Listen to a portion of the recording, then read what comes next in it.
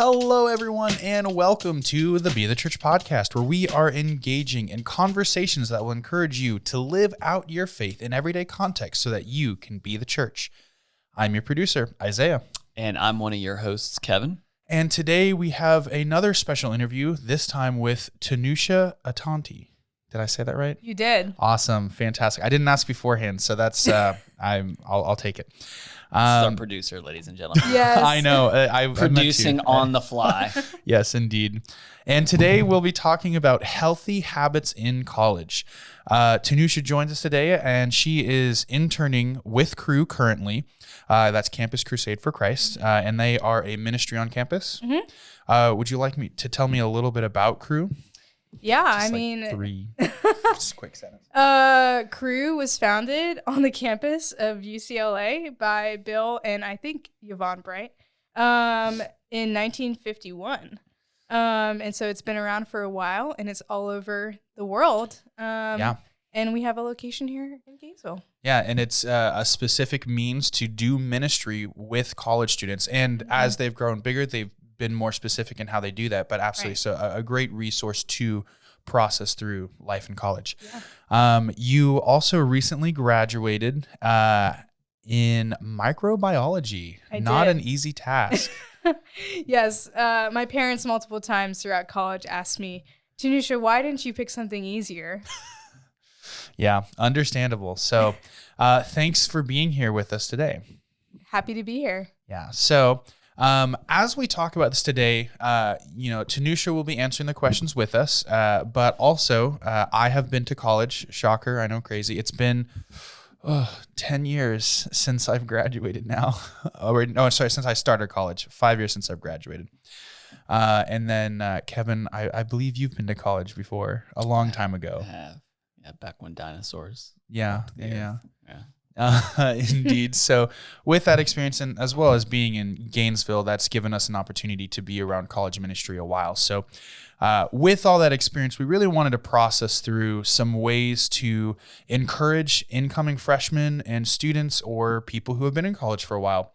They all need help and tips for how to have healthy habits in college. Before we jump into the topic, though, I always like to say, if this topic interests you and you would like to ask more questions or reach out to one of us, please email us at podcast@aletheagainesville.com, and we would love to hear from you, as well as if this spurs ideas for future podcast episodes or just topics, we would also love to hear your ideas. So feel free to email us at podcast@aletheagainesville.com. All right, now I've done the producing part, got that out of the way for you, Kevin. We will start first. I would love to hear more of your background, Tanusha, specifically your story, because when we talked, I think a few months ago at this point, just hearing your story about your journey to Christ in college. Yeah, I would love to share. I share this all the time with college students. Absolutely. And so I will try to keep it medium length. But yeah, so when I came to UF, I like to tell students that I think my primary objectives was to make my parents proud and do well in school, because I was at a pretty prestigious university. Yeah. Go Gators. And Go Gators. And I think besides that, I really was just wrapped up in a lot of like performance and people pleasing. So when I came to UF, I was not a believer. So my parents, some context, immigrated from India in the 90s. And so I was raised in a Hindu family. And just like Christianity, that can be a spectrum of belief. Right. And so for me and my family, I think I observed more of a cultural, social belief more than a type of personal relationship with any gods. And so for me, what was modeled was do what our family does and try to honor my parents as best as I can. And so when I came to UF, God was not something I was thinking about prioritize in any sort of way.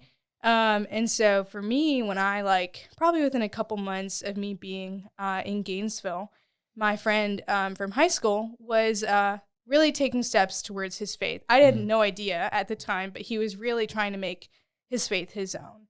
And so in the process, he started to have spiritual conversations with me. And little did I know, but I was pretty open to those spiritual conversations. I think being away from my family and in a new place, trying to figure out who I was, what my identity was in, there's just a lot of, I would say, fertile ground for me to start thinking about what my priorities, what my values were as a freshman. And so this friend of mine invited me to church in Gainesville. And I remember thinking like, wow, I've never been to church before. That kind of sounds not bad.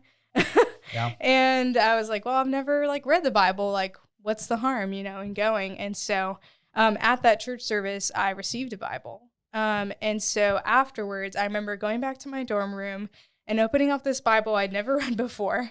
And someone told me to start reading in Matthew. So I started reading in Matthew. And I grew up a big reader. So it wasn't a big jump for me to just start reading this. Right. And I would say God really worked through his scriptures to convict me of my personal need for a relationship with Jesus. I think the most radical thing to me about the gospel was that I did not have to earn salvation. I felt like everything else in my life, whether it was trying to be a good student, trying to be a good daughter, trying to stand up against my peers, everything was on me. And it felt like I could never measure up to that standard that I always put on myself, which was perfection. Big shocker. I could never reach perfection. And so it was really freeing for me to read in the Gospel of Matthew that Jesus just wanted to have a personal relationship with me and that he had already done all the work on my behalf. And I just had to accept in faith and believe in him. And that was just so radical from everything else that I knew. And so I found myself my freshman year in college accepting Jesus and deciding to follow him for the rest of my life. Praise God. And so that was in 2018. So it was like 5-ish years ago. Yeah. And shortly after that, I got connected to Christian community, got connected to Crew, and really just started to sink my roots down into what it looked like to be around believers and to grow in my faith. And so since then, I've seen a lot of spiritual growth. The Lord has done a lot in my life, in my family's life. That's definitely been a journey of mine in involving my family in that decision. And for anyone listening and wants to know more details, I would love to talk more about that. But for the sake of time, I won't go too much into details. No, absolutely. Thank you for sharing. And I think that's such a powerful testimony, especially for a lot of people out there who, come to college either being culturally Christian and not really knowing what their own faith is, or with no Christian background and seeing that there is a lot of opportunity in college to really process and explore through what we believe spiritually. Yeah, absolutely. So as well then, Kevin, maybe if you wanted to give a little bit of your background, either in college or in college ministry, just through Aletheia and whatnot. Can be real quick. Yeah, we'll be here real long if I do that, especially just even considering my age. Some overlap and similarities to Tanusha's stories in some ways, although obviously some major differences. My parents were not immigrants, not Indian. Grew up with some connection to the church growing up, but no relationship with the Lord, no desire to know him or to see why following him might matter. I went away to college my freshman year, planning to study forensic science, realized very quickly that you need to be good at things that I wasn't good at to be able to get that degree. College was kind of a rude wake-up call to me in a lot of ways, in the sense of I kind of coasted through high school with fairly minimal effort. So college was a pretty big wake-up call to me my first semester. But kind of there's this consistent theme in my life that the Lord was stripping things away and making me increasingly more miserable as I chased after various things, trying to find some sense of satisfaction and hope in the world. I went away to a party school, thought that was the answer, was heavily involved in the party scene, and ended up switching my major to athletic training because I loved sports. So I thought I was, I'm just going to work with athletes. I don't know exactly what that's going to look like, but that's how I'm going to kind of continue this love for sports and whatever else. And,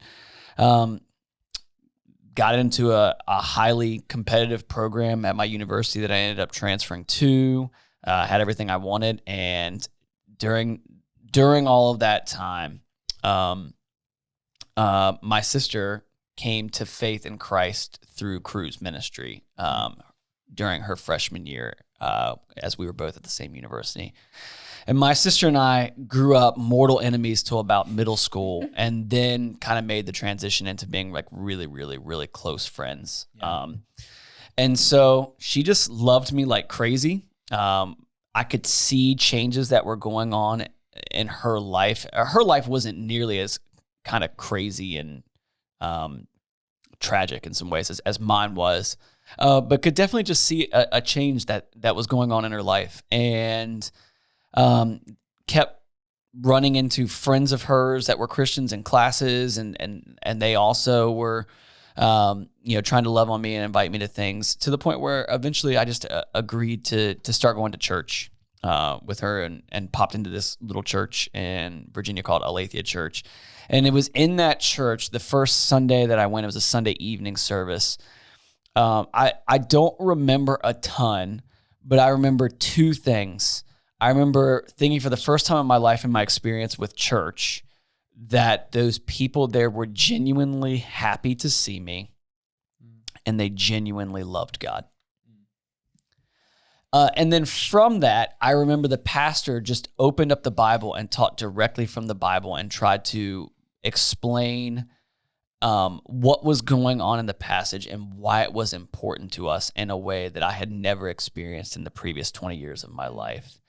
And I remember walking away like, I didn't really know what I wanted or what was going on at that point, but I just remember thinking like, hey, if this is actually what Christianity is supposed to be like, I can see why people do this. Like those people were kind, they were genuine, as opposed to like a lot of my other experiences with Christians up until that point. And they claim to take the Bible seriously, and they display that in the way in which they operate at their church service. And so through that process, I asked my mom to buy me a Bible. This is before Amazon Prime. I had a Bible on my doorstep the next day while I was away at college. My mom had become a believer during this season as well, maybe right before my sister. And so I have no idea what she paid to get a Bible to my doorstep within 24 hours. Because at that point in time, I mean, that was difficult to do at that time. Smartphones didn't exist. I mean, the internet was not as we know it today. And as a lot like you, as I began reading the Bible, the Lord just slowly kind of wore me down and kind of began revealing the reality of who I actually was, as opposed to what I thought about myself, but also the beauty of who he was and what Christ had done for me. And so I just remember thinking, after I came into the Lord, which is a different story for a different time, but I just remember thinking, how could everyone who's a Christian not be like the most excited person on the planet about this, like, and not want to tell everyone? So I was like just this ball of energy that just needed to be focused in the right directions, because I was all over the place. I think I was in like 3 different campus ministries. I was going to church multiple days a week, was doing evangelism with my church multiple days a week. And eventually, the Lord kind of used wise people to kind of like help me hone in what that looked like. But tons of experience with 2 different campus ministries while I was in college, and heavy involvement with my church for my remaining 2 years of college as well. Yeah, absolutely. I know my story is a little more streamlined for people who grow up in the church. So that's what my life was. And coming to college, I jumped right into multiple campus ministries, spent way too much time socializing, staying up way too late in the morning, and learning responsibility along the way. Just because you're a believer doesn't mean you're responsible. Can confirm, as Kevin so patiently walked with me through that. And really just trying to learn, I think college is such a testament to a place where your faith becomes your own. Like, so many people have grown up and their faith is very rooted in what their parents believe. And it was a time for me to kind of learn, what is what do I believe? And, again, going back to the Bible, like what, and that'll probably be talked about in a little bit in this discussion about reading the Bible. But with me coming from, as I've like to say, a charismatic background, I haven't said it in a while. So, it was a moment to, I was very stubborn, and, I would just challenge people with some crazy questions. And I really started to take some time during college to process through, well, what does the Bible say about this? What does the Bible say about this? And not just like, what have I grown up in? What are my experiences? But what does the Bible actually say about it? And I think that was really helpful for me to, I think I pushed far away from charismatic stuff for a while, but then I've, started to lean more towards a balanced perspective that doesn't hate the other side, and it's a very hard place to find. But again, I think that's where being rooted in scripture, not opinions and beliefs, was so important, especially in my time in college, having such a diversity of opinions and perspectives and people around you. I think it's an important time to hone in and let the Bible be that teller of truth, for sure. So I'm going to start it simple. And as we talk about this, I am curious to hear, maybe even in some of the answers, how your perspectives might have changed, as you look towards your time as not a believer to a believer in college. Maybe these answers do shift a little bit. And if you feel led to say something in that regard, I think that could potentially be helpful for some of our listeners. And I think the very first question is definitely geared towards incoming freshmen. As this will be released soon after everyone is getting here. The question simply is, what advice might you give to an incoming freshman as they're about to start college? Yeah, so funny enough, I've already been talking to some freshmen, so I can think about the people I've been talking to already, and picture their faces. I think the first thing I would say to a freshman that came up to me is ask them how they're doing, because oftentimes they're probably freaking out or overwhelmed or confused, or maybe all those three at the same time. And I think just for a lot of people coming from normalcy with high school and routine, and coming to a place where they're not being told what to do by their parents, they don't have a routine built into their schedule yet. And some of the freshmen I've been talking to haven't started classes until today. And so for a lot of them, they just have no idea what to expect, what they're walking into. And so really, I think the biggest thing for them, I would say, is to figure out what's important to you. Is a question I would ask. Because like you said, a lot of people are making that decision. Am I going to make my faith my own? Because my mom is not, dragging me to church anymore, right. Or I'm kind of on my own trying to make these decisions and to decide what is important to me. And so that can apply to a lot of areas in their life, but I think that would be something that I would ask them, and try to connect them to some type of community. I mean, that's primarily my job, but also to kind of explore, like, okay, what does it mean for you to walk with God while you're in college? Depending on your background and what you know to be familiar to you about faith. Some people I talked to, even a freshman I talked to the other day, like, just because she was raised in a Christian home, it didn't really sound like she had this idea of what it means to walk with God while you're in college. And so that could be the first time that they're faced with that question. And so for some people, it's figuring out, like, okay, how does it look like for me to implement a routine of being around other believers, or reading my Bible, and doing all these things that they're trying to figure out for the first time. And then for other people, it's probably more familiar, and just trying to figure out, okay, how do I do that on top of a class schedule, on top of classes that I'm trying to figure out how to study for. And so there's just a lot of other questions there, but that's where I would start. Yeah. And I think, like, that's so valuable in terms of talking about community. 'Cause I'd say, like, for me, I think that's the biggest part. Is it's a very overwhelming thing to just come to, especially this college campus, here in Gainesville at UF or Santa Fe. Like, there's tens of thousands of people. Right.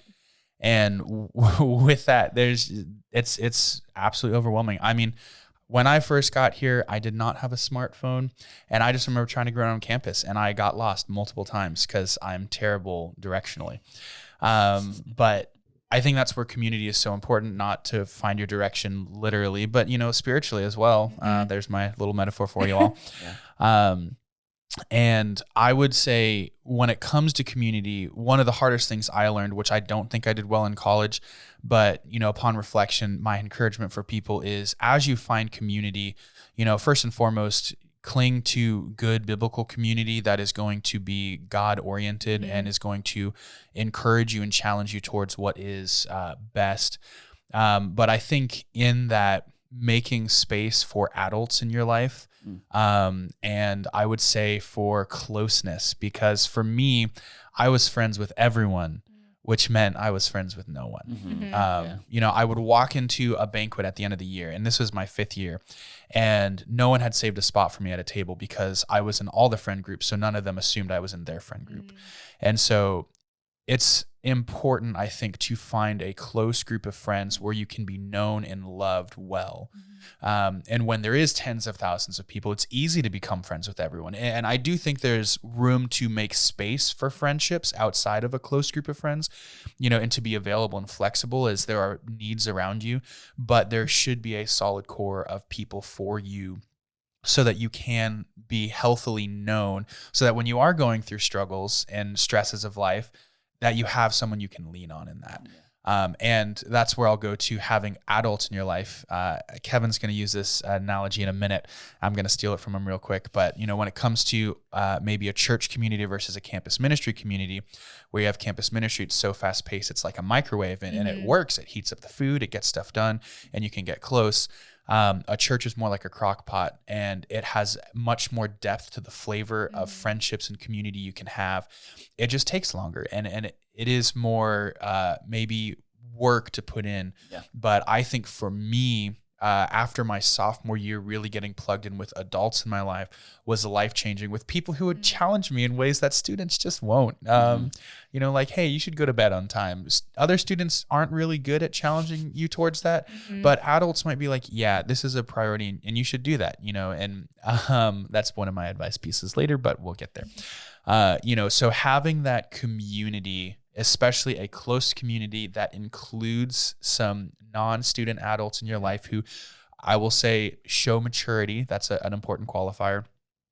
Is a very valuable thing for you to, it's not necessarily going to happen right away. It may take some time, but it's something worth pursuing and making a priority as you come to college. Yeah.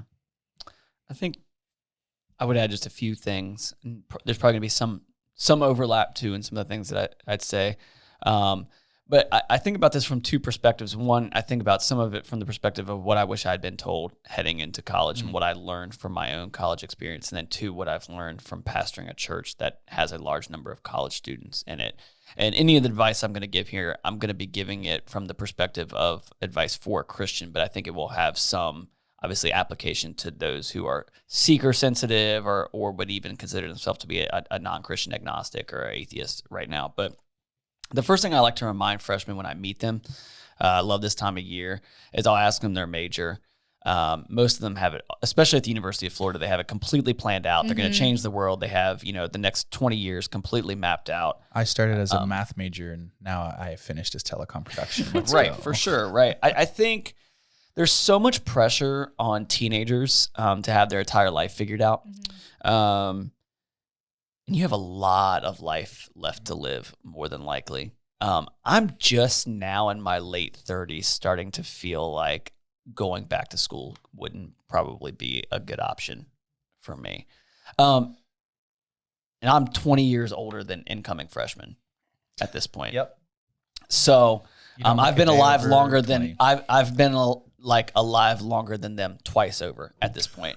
And so so in that, I think one of the things I think through is that, hey, you are going to have the opportunity to have life throw things at you and change courses, and it'll be completely okay. And so, one of the things that it just always breaks my heart is people that come in so tightly wound of how they think things need to go.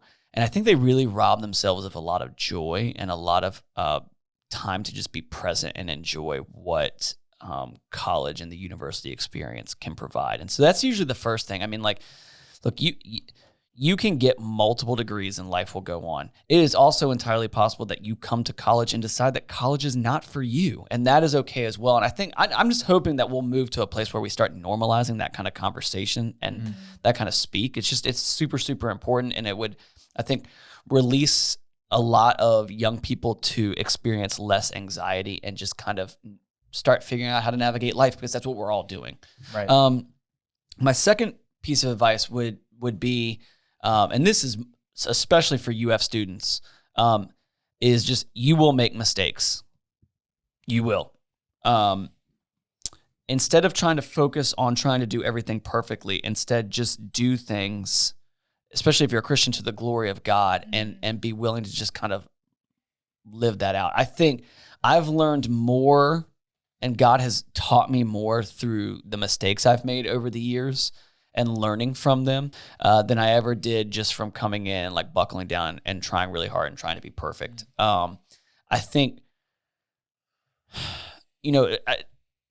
I've seen it even in the last 10 years of pastoral ministry, just the increased prevalency of mental health issues amongst young people. And I think that this is part of that connection, of many, many connections to that. But this is one piece of that puzzle, is there is this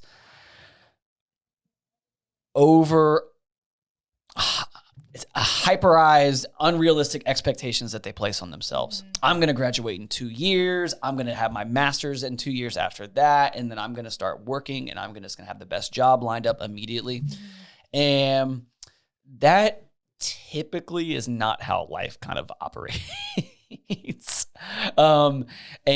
So just setting some realistic expectations with failure being a part of that and being completely okay is fine. If it takes you 5 years to graduate, it is okay. That one extra year is going to mean nothing after you've lived 70 plus years. It's just going to not mean anything to you. I promise you. And then the last one would be, it's really easy when you get to college to become over-focused on just making friends or having a good time or making sure that you're in the right circles to be able to get internships or whatever else, which is super important. And there is an error that can be made on the other side where you get overly involved in, I think, Christian ministry things, where you fail to realize, like, hey, part of your vocation in this season as a student, and you need to focus on that and do that well, as an expectation that the Lord would have on you. And we can have a different discussion about that a different day and time. Isaiah's had that conversation with me multiple times, just a few over the years. But you do need to prioritize either figuring out what your worldview is, or if you're a Christian, growing in your faith. You will never have this opportunity again to maximize the time you've been given in college to solidify your beliefs, and they do matter. They really do. And the reason why I say this is, even if you're listening to this and you're not a Christian, what if you marry somebody who is? Is that important? What is your value system? If you are a Christian but you're not solidifying those beliefs, what is that going to mean for you on the type of spouse you're looking for one day? What about how you raise your kids? That your worldview, especially as it's considered as far as like who is your God, matters deeply, because it will answer a lot of other questions about how you're going to choose to live your life during college and post-college. And this would mean then that prioritizing Christian community where you can grow would be really, really important. I think Tanusha and Isaiah both did a great job of kind of describing that in some ways. So I don't need to go into depth about that, but just super, super important. Yeah, and going along those lines as well, I think I'll hit back to, what I feel like a lot of us kind of shared in our time in college was making time to be in the Word of God. Like, how important is that for each of our stories? And it is a powerful, the Word of God, and it just enlightens us to truth. So as there are so many voices out there, I think there's something truly special, as 2 Timothy 3 would say, that is God-breathed about Scripture that can just enlighten and point us to truth. So I definitely encourage making time for that. So as we move on to our next question then, what are some of the biggest challenges you've seen of going to college, and how can we work through or overcome them? Start with you, Tanusha. Yeah. I feel like Kevin kind of hit a little bit on some of the things that I would share in terms of challenges. I think by far the biggest one specifically with UF students that I have come across time and time again is busyness. And I think busyness in the form of like distractions, because there is like good productive busyness that I think is glorifying to God. Right. And part of being a student is, you know, doing your work on time and submitting assignments and the things you're supposed to do. But I think there is a level of busyness that I've seen specifically with UF students that is more on the unhealthy side. Sure. And I think prioritizes the wrong things. And I say that from a place of seeing students prioritize sometimes school or other obligations over their relationship with God. Would you say there's almost like, at least at the University of Florida, like a sense of like there's almost like a sense of competition amongst the students to do that against each other? Oh, yes. Yeah. Yes. Whether it's believers or non-believers, I think students very quickly see that is part of the culture of UF. I know I noticed that very quickly because when I looked around the room at the other students, I was like, oh, maybe I need to do as good as that student in this exam, or maybe I need to study with that person because they have it together, or just kind of this constant comparison, which is very evident in most college students in their lives. But from my experience, I would say busyness is a factor. I know for me, prioritizing a regular time with God was always a challenge. I mean, your typical college student, their schedule changes every semester. So to prioritize your relationship with God every semester with a changing schedule takes a lot of work. And from my experience, I think there was immense value in prioritizing that, whether it's, you know, spending time with other believers or spending time alone with God, praying, all those, you know, good spiritual disciplines. But also trying to be a good student and be a good steward of your time, your resources, your energy. There's just so many distractions. And for me, at least, I know that was a challenge, whether it's, you know, how I spend my time, who I spend my time with. I felt like there were constant points in my time at UF where I had to reevaluate and I had to pray and ask God, like, okay, Lord, like I have all these opportunities. What do you want me to invest in? And I know our students that I've worked with have also had to walk through that as well. So, yeah, and I'll kind of tag off of that with my thought on this. But if you're like me, you want to say yes to everything, as Kevin has seen for so long. And when you're at UF, there's dozens of campus ministries. There's dozens of internships. There's probably hundreds of internships.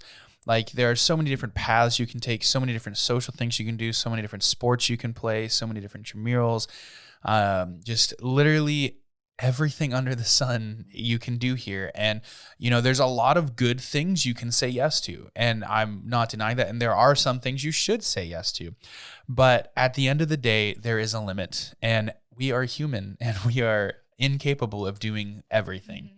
And I think one of the biggest challenges, and especially, you know, when you're at a university, you're going to have a lot of people who seek to strive to do well and who are usually energetic and outgoing. And so there's a lot of push, you know, especially through that comparison, like, am I doing enough internships? Am I doing enough this or that, you know, or like, am I doing enough in my campus ministry? Like, you know, they say we should do these things. Am I going out on campus enough? Am I spending enough time in community? Am I spending enough time doing school? Like, there's so many pressures out there, so many things to do.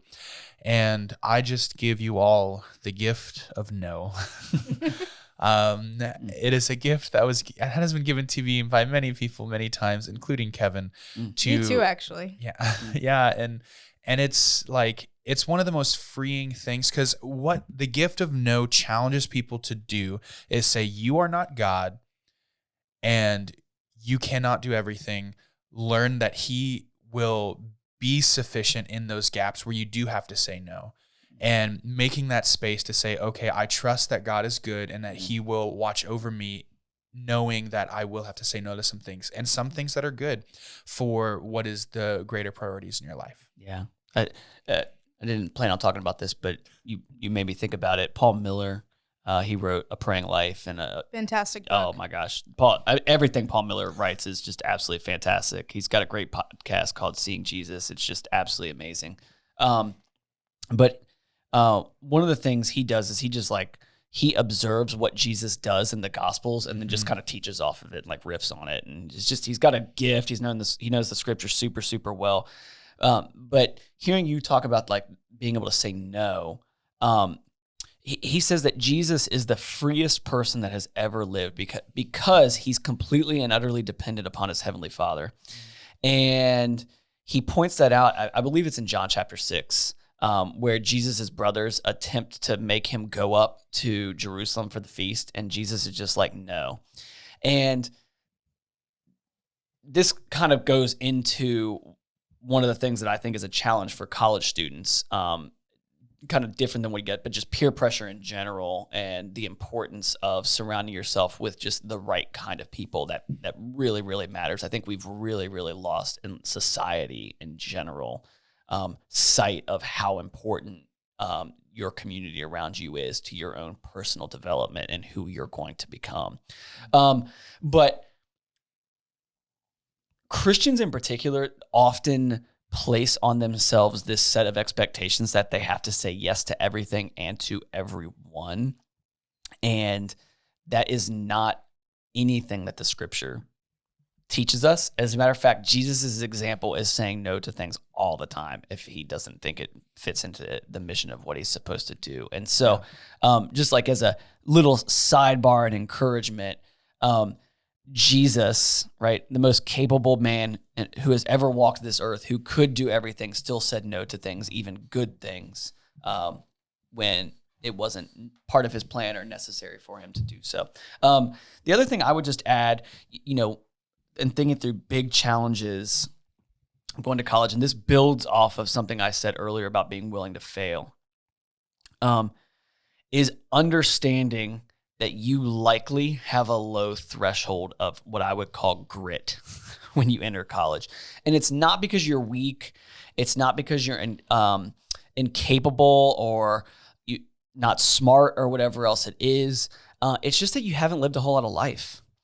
And most college students that I interact with, not just on this campus, but other campuses as well, I immediately have to remind myself, okay, from a performance perspective, they're already ahead of 50% of American youths because only about 50% of kids go to college.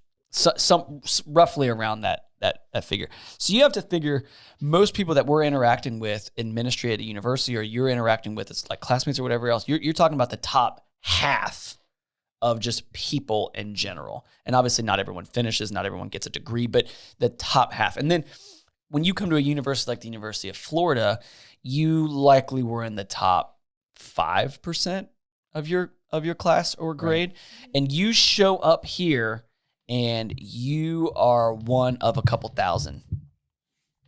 And that can be kind of a big pill to swallow. And I think the sooner you kind of lose the need to be the smartest person in any room or the best person in any room or whatever else it may be, and instead embrace growing and learning from mistakes, trying new things,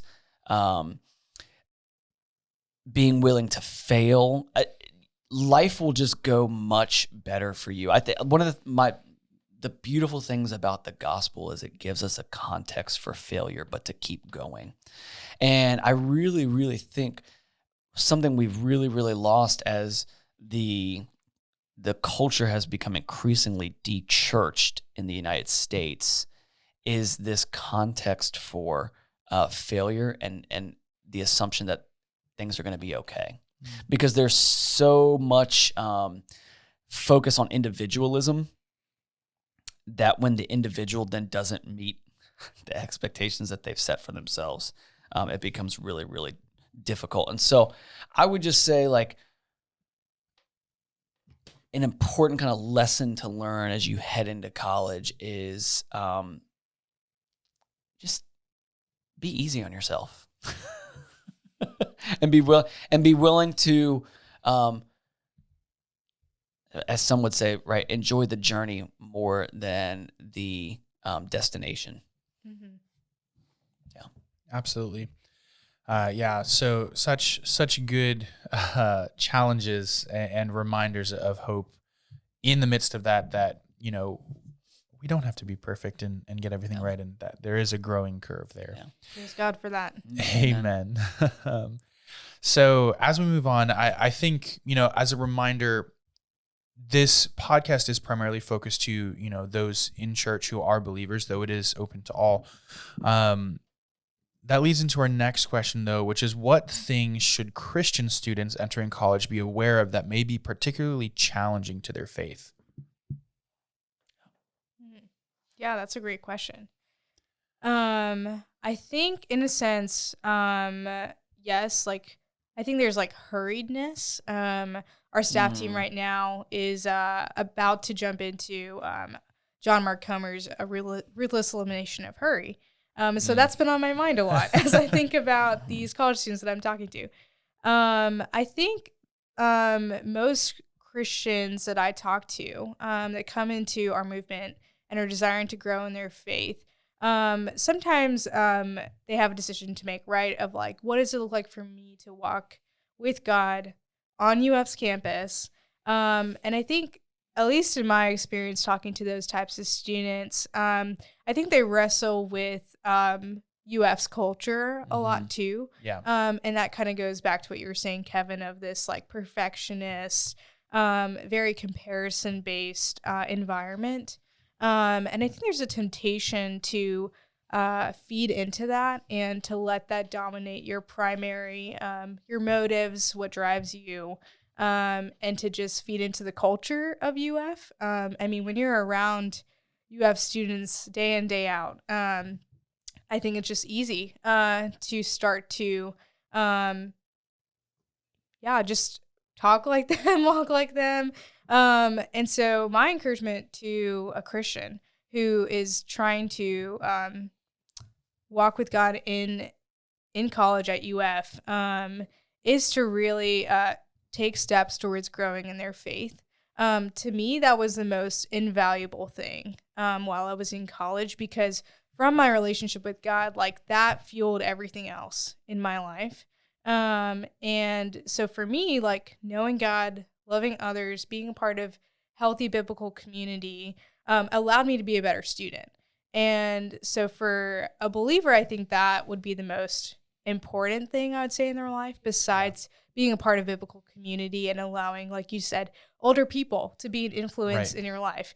I remember my parents kind of being a little baffled that when I was in college that I knew married couples and I knew couples with kids, and to them while they were in college that wasn't necessarily a similar experience. But I think there's so much value in surrounding yourself with people that are in different stages of life, which is one of the great blessings of being a part of local church, and being around people that have experienced more life than you can speak into your stage of life. And so for me, being part of the local church while I was a student in college was very valuable in that way. And so I'd say community and your walk with God, and those two things definitely helped me be a better college student while I was at UF.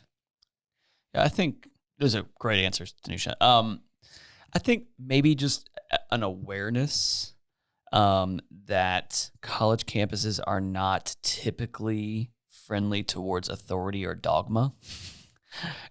and therefore, and you may have experienced this depending on where you grew up, what city you were in, what your own personal kind of testimony and story is. But it's likely going to be that holding biblical beliefs will be challenging and potentially even lead to rejection or vitriol at times while you're on a college campus. And you need to be willing to handle that and know that's coming. As someone that's had things thrown at him by college students and been yelled at and called names, it's not the end of the world. As a matter of fact, some of those people even came to faith in Christ later in those conversations. I think we've said earlier that college is a time where you get to make your faith your own. You kind of figure out what you're believing. The reality is the same is true for your fellow classmates. And part of that journey for them may be a rejection of what you're leaning into. And so knowing that that's a reality, I think can then encourage you to do the things like Tanusha was talking about, find a community, or as Isaiah was saying earlier about the importance of being in the Bible regularly and just figuring out why you believe what you believe. I think one of the most important things I learned during college after I had started following Jesus was that I'm extremely logical. I love a good spirited discussion or debate, and so. I wanted to be able to explain to people, many people that were my friends that were not walking with Jesus, why I was doing this and why it was reasonable to believe in God, to believe that Jesus is who he said he was, to believe that the Bible was authoritative and the Word of God. Shout out to the other podcasts we've been doing on the Answering Skeptics series. There are answers out there. And those are designed to be just a small little primer to get you thinking. But, just know, like, you may have been in a little bit more of a bubble depending on what your background is. And depending on what university you go to, it's probably far less likely to be that way. Yeah.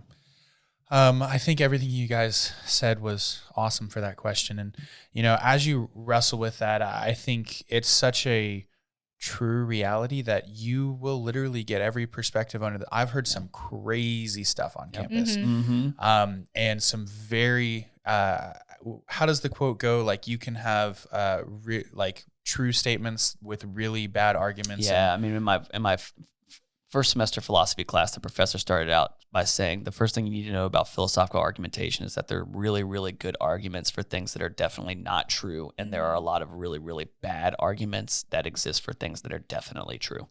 Right. And the university is a prime place to run into that. Oh, yes. And so I think, there are moments when you might be shaken by some really good arguments or some really interesting thoughts. And I just encourage you, don't jump the gun on stuff like that. And this is why, as we've been talking about community, as we've been talking about the Word of God, weigh those logical arguments, those ideas against the Word of God as well as biblical community. We were not meant to walk through life alone. We were not meant to wrestle through ideas alone. There is no bad question that you can ask someone. We love to get all of the questions. I don't care what it is. I am happy to walk with you through that. And all of us here would love to hear your concerns, hear your frustrations, hear your voices. Again, that's why we have the Answering Skeptics series, is because we care about all these big questions that people have. And it's not wrong to have those questions. It is perfectly natural when you're just confronted with all these ideas that you can process through them in a healthy, safe place through your local church. So yes, there's definitely a lot of things going into just being in college. So I'm going to leave us off with one last question, and I'm going to make it very hard because I will only allow you to give me one answer. What is one of the healthiest habits to recommend to college students that you have learned over the years? This is harder than I thought because now it's one answer. But I will allow you to say a bonus one at the end. I think for me, I would say being present. This kind of touches on some things that we've already been sharing, but especially with UF students, they are already thinking, 5 years in the future, right. What do I need to do to get such and such job? And I would just encourage students to be present, delight in the Lord and where he has you. Take a stroll on campus and try not to think about your future, but just, be present in where God has you and the opportunities he's placed before you, and glorify God on campus. That's good. That's a good word. My answer is going to sound incredibly self-serving, but I promise it's not. Join and commit to the local church. You're learning and growing a lot during your time at university. Practically, you're developing routines and habits, or not developing them and learning and reaping what you sow. And there can be a tendency, because you want to do well in school, and maybe you have to have a job on top of it, depending on what your schedule and your life looks like, to put being committed to the local church on the back burner. Especially, I've even seen this amongst Christian kids. They get plugged into a campus ministry, and they treat the campus ministry as if it's their church. And disclaimer, love campus ministries. It's the reason why we have Tanusha here. Like, campus ministries are an important part of my story and my testimony and how the Lord discipled me. But it's not the local church. Campus ministries partner with the local church if they're doing what they're supposed to be doing. And the problem arises, and I've seen this, unfortunately. It's probably one of the most tragic things about doing ministry in a college town is you see people who faithfully walk with the Lord but never connect to the local church while they're in college, and then they leave their university town to head to the next stage of life, and you're never going to find the type of community that you had in your campus ministry or in your youth group growing up, if it was a good experience or whatever else it is. But you're constantly looking for that because it's all you really know how to engage with. And I've seen people really, really struggle with finding community, how to continue to walk with the Lord post-college because they didn't invest the time that was needed to figure out what it meant to connect to the local church. And it's always so heartbreaking to me because it's not a failure of the Lord. It's not a failure of, in my opinion, even the body of Christ. It's just a misalignment of priorities. And so especially, I kind of think about it in this perspective. As you advance in level at the university, so freshman, sophomore, junior, senior year, you should be looking to increasingly place more of a priority on the local church as you get older. And there are some practical reasons for that. I think it's also part of handing over the ministry to the next generation of leaders inside of the campus ministry. So it's super helpful to do that. But it's also a helpful transition for you to figure out what it's going to look like to start being friends with people that already have kids or have kids that are your age, or how to do ministry with people that are widows or that have experienced homelessness or whatever it may be. I mean, the church is this wild, beautiful, painful, difficult, amazing mosaic of God bringing people from every tribe, nation, and tongue, socioeconomic background, home situation, whatever else is into one organization underneath the banner of Jesus Christ and what he's done. And that takes work. And so prioritizing that is vitally important. Yeah. Amen. I will give one. Kevin, you promise not to laugh? I see it, so no. Yeah, it's very, very simple. Go to bed on time. Amen. Man, this was such a struggle for me while I was in college and even after college a little bit. Something that Kevin would pound into my head time and time again, and he was by far not the only one. But my goodness, and I think, a part of it, really, like, going back to what I talked about earlier, a part of it is pride. Like, you trying to get, or there's two halves to it. It's either pride or it's, like FOMO. And on one hand, like, you can accomplish the next day what you're trying to work on in the evening. Either, like, if you're trying to be intentional with someone, like, it can wait till tomorrow.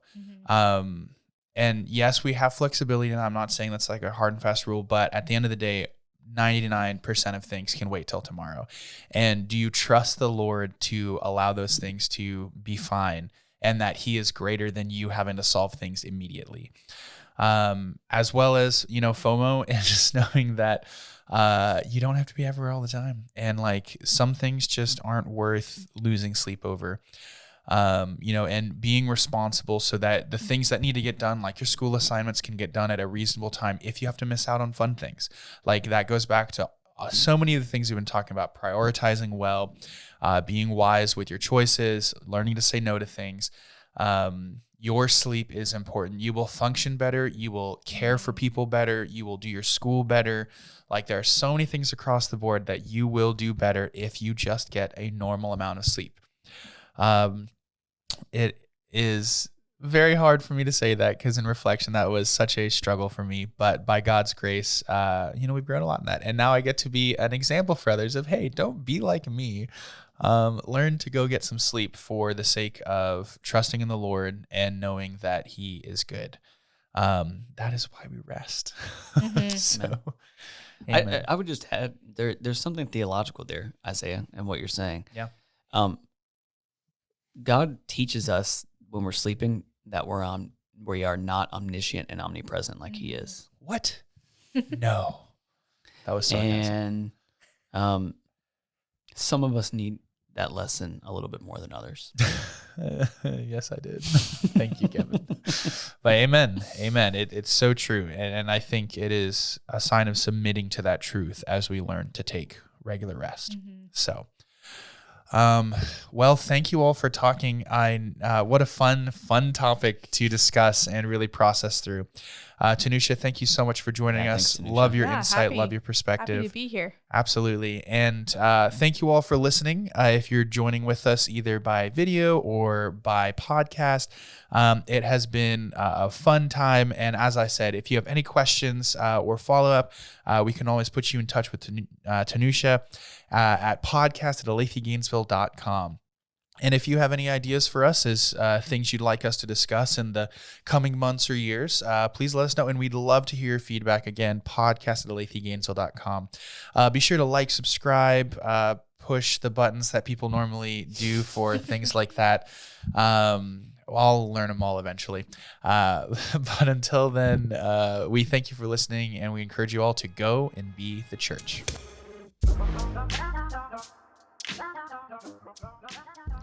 Kevin. I didn't push it. You're such a troublemaker. This is your pastor, by the way. He's quite the troublemaker. It's been a long day for It him, makes it interesting. Yeah, I mean, thankfully, this is muted. Okay. David and I both mess with him. Does David? I don't think he messes with me. David's pushing that button way more than I have. That sounds like David. I suppose so. I guess. Maybe I just think of him as a nicer person than you. Oh, the truth is out. Oh, sorry. He would follow me straight off a cliff to the ends of the earth, Isaiah. Yeah. All right, let's get started this time.